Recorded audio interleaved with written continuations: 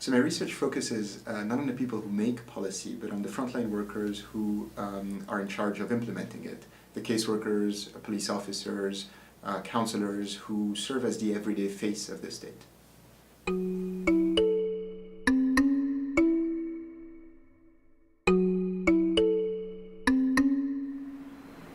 My name is Bernardo Zacka. I'm a junior research fellow at Christ College in Cambridge.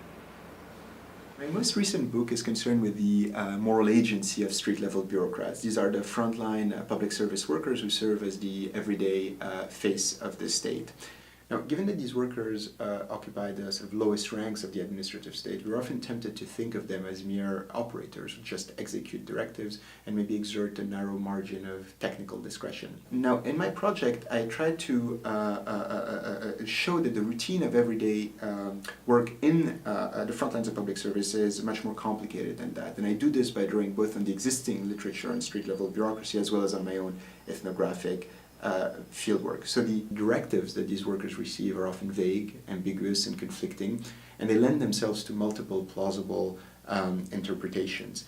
So as a result, as a frontline public service worker, you find yourself in a situation where you have to exert not just technical discretion, but also morally laden discretion. So the proper functioning of our bureaucracies depends to some extent on the capacity of these workers to exert proper moral judgment. And the problem is that they have to operate in working conditions that are extremely demanding.